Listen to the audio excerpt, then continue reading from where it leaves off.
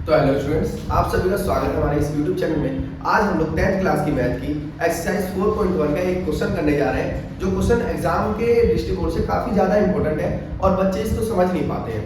ना समझ पाने का कारण ये है कि इस क्वेश्चन में थोड़ा एक फॉर्मूला लगा दिया गया है, जो कि साइंस का या मैथ का कह सकते हैं, टाइम और डिस्टेंस का फॉर्मूला है।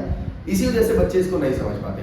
तो चलिए हम लोग इस क्वेश्चन को पहले समझकर और समझने की कोशिश करते हैं कि किस तरीके से इसका आंसर होगा। तो यहाँ लिखा हुआ है अ train travel a distance of 480 kilometre at a uniform speed. सबसे पहले यहाँ समझने की चीज है कि एक जो भी ट्रेन है ये ट्रेवल कर रही है 480 किलोमीटर एक नॉर्मल स्पीड से, ठीक है। जो भी इसकी यूनिफॉर्म स्पीड है उसी स्पीड से ट्रेवल कर रही है। If the speed has been, यहाँ तक एक जो है, यहाँ तक पहला केस यहाँ तक बन गया आपका, ठीक है। उसके बाद आगे बोल रहा है if the speed had been 8 kilometre per hour less then it would have take 3 hours more to cover the same distance। अगर हम ट्रेन की स्पीड को 8 किलोमीटर पर आवर कम कर देते हैं, सिंपल सी बात है, हम लोग यहाँ से स्कूल जा रहे हैं और स्कूल जाते जाते मैं पहले दौड़ के जाता था तो मैं भाई 10 मिनट में पहुंच जाता था। जब मैं धीरे धीरे जाने लगा तो मैं 15 मिनट में पहुंच रहा हूँ, ठीक है। दौड़ के जा रहा हूँ तो 10 मिनट में और मैं पैदल चल के जा रहा हूँ तो 15 मिनट में पहुंच रहा हूँ। तो मैं अपनी स्पीड जितनी ज्यादा कम कर दूंगा, टाइम मेरे को उतना ही ज्यादा लगेगा। तो वैसे ही यहाँ पर 8 किलोमीटर पर आवर स्पीड जो है वो कम कर दी गई है। स्पीड अगर मैंने कम कर दी तो टाइम में ज्यादा लूंगा। तो कितना ज्यादा लूंगा? तो 3 आवर्स मोर, 3 घंटे ज्यादा टाइम लूंगा मैं, ठीक है। We need to find the speed of the train. तो हमें ट्रेन की स्पीड निकालनी है कि भाई बताओ ट्रेन की स्पीड क्या होगी। ये जो भी यूनिफॉर्म स्पीड है ये ट्रेन की स्पीड है क्या? तो हम यहाँ पर लिखेंगे क्वेश्चन को कि सबसे पहले हमें निकालना क्या है। तो हम यहाँ पर स्पीड निकालनी है ट्रेन की। तो इस स्पीड को लेट कर लेंगे हम, let the speed equal to x kilometre per. हम मान लेते हैं कि भाई ट्रेन की जो भी स्पीड रही हो हमें नहीं मालूम, हमें तो मैथ में एक चीज मालूम है, जो नहीं मालूम उसको x लेट कर दो। तो हमने इसको x लेट कर लिया, ठीक है। आगे हम देखेंगे कि एक फॉर्मूला होता है। फॉर्मूला क्या होता है? तो फॉर्मूला हमारा यहाँ पर होता है टाइम इक्वल्स टू डिस्टेंस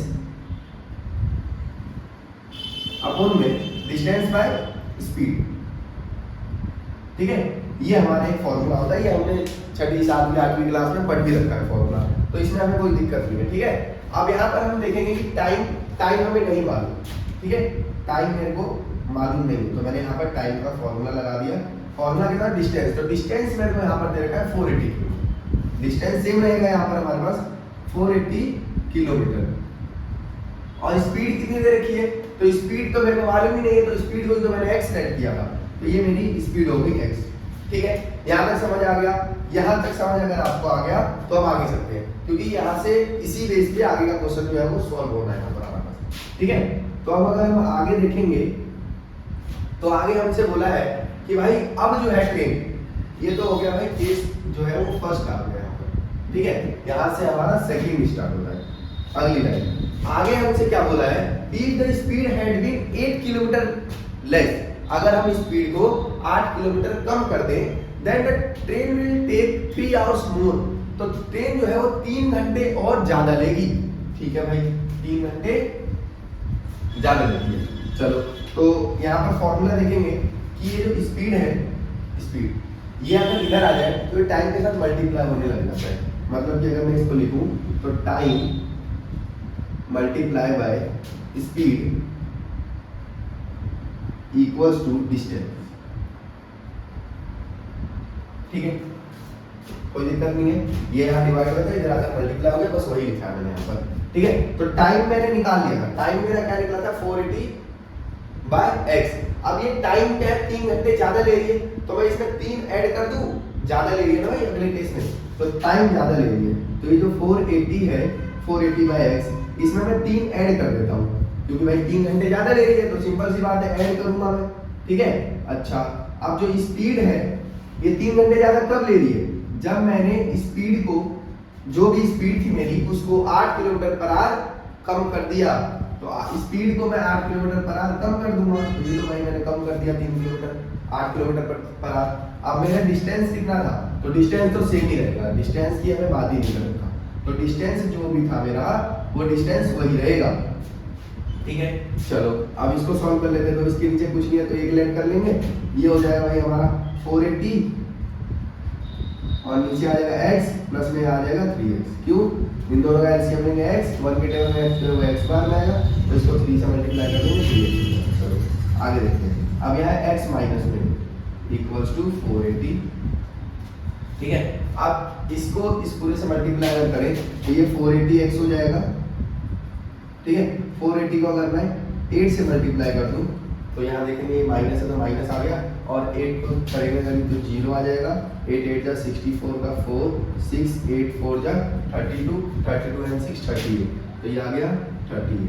ठीक है, 3840 प्लस में अगर मैं 3x से भी इनको मल्टीप्लाई करूँ तो ये हो जाएगा 3x स्क्वायर। ठीक है, फिर माइनस में 3 8 जा 24x और नीचे इस पूरे का आ जाएगा x इक्वल्स टू में 4। ठीक है, ये x इधर क्या हो रहा है, तो ये x इधर क्या हो रहा है, डिवाइड हो रहा है, तो उधर जाकर मल्टीप्लाई हो जाएगा। तो यहाँ पर मेरा जो बनेगा ये बन जाएगा 480x माइनस में 3840 प्लस में 3x स्क्वायर और माइनस में 24x इक्वल्स टू 480। अच्छा, अब ये हम लोग देखें अगर, तो यहाँ पर भी 480x प्लस में, यहाँ पर भी 480x प्लस में, तो ये अगर इधर की साइड आएगा तो माइनस हो जाएगा, माइनस हो जाएगा और ये प्लस हो जाएगा तो कट जाएंगे तो आपस में, तो मैं इनको उधर ही काट देता हूँ। ठीक है, उधर ही काट दिया,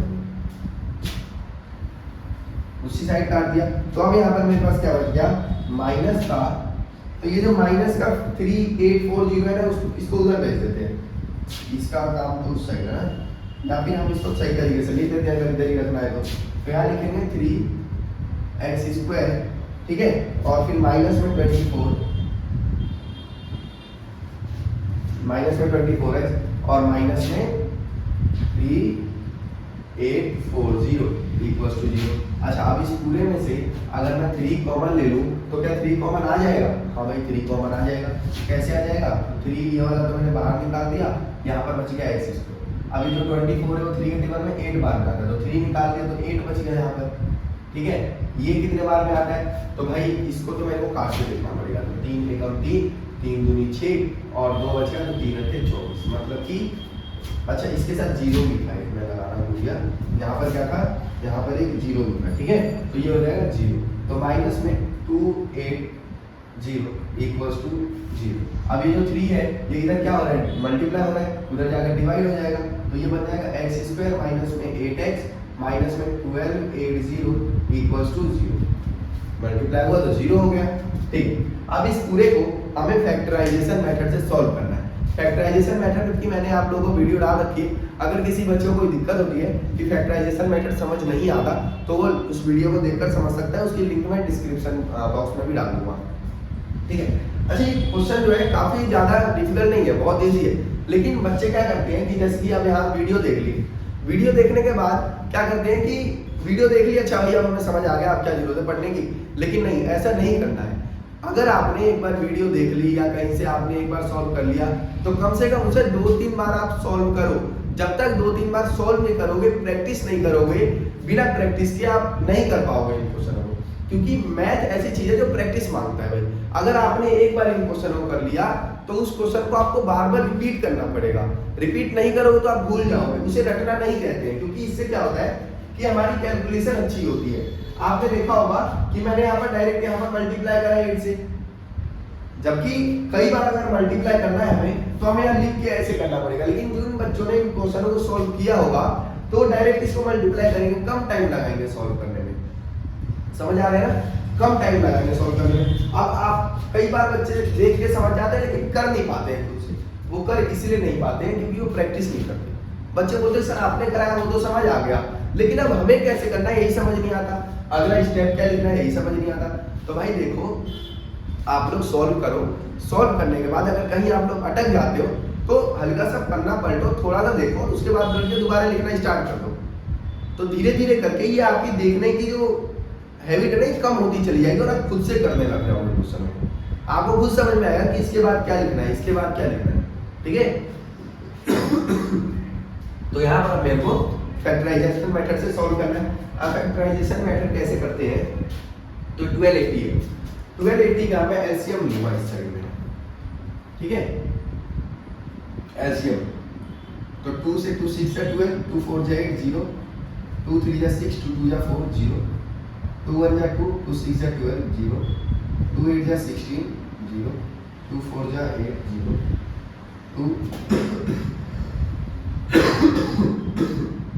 ठीक है, ये हो गया आपका यहाँ पर 10, 2 5 जा 10 और 5 4 जा 5। अब हमें ऐसा देखना है, ऐसे दो पेयर बनाने हैं जिनको आपस में प्लस या माइनस करने पर 8 आ जाए, ठीक है। तो देखेंगे हम लोग यहाँ पर कि 2 2 जा 4, 4 2 जा 8, ठीक है, 8 2 जा 16 और 16 2 जा 32, ठीक है, 5 2 जा 10, 10 2 जा 12, नहीं सॉरी 10 2 जा 20 और 22 जा 40। तो यहाँ पर नीचे इन सबको करने पर क्या बना 40 और इन सबको करने पर क्या बना 32 और 40 जो है इसको अगर मैं आपस में माइनस कर दूं तो ये क्या बन जाएंगे, ये बन जाएंगे 8। तो मेरा यहाँ से फैक्टर क्या निकला 32 और एक निकला मेरा 40, ठीक है, दो फैक्टर निकले। अच्छा इन दो फैक्टर में तो यहाँ पर क्या है माइनस का साइन है, तो बड़े नंबर के साथ मेरे पास यहाँ पर माइनस होना चाहिए। अब इसके साथ क्या लगाऊं कि दोनों आपस में माइनस हो, तो यहाँ पर मेरे को प्लस लगाना है। इसके साथ एक्स है तो इसके साथ भी एक्स और इसके साथ भी एक्स। अब इस वाले को मैं इस पूरे को इसको हटाकर और इसकी जगह पर लिखूंगा, ठीक है। तो यहाँ आ जाएगा एक्स स्क्वायर प्लस में 32x और माइनस में 40x माइनस में 1280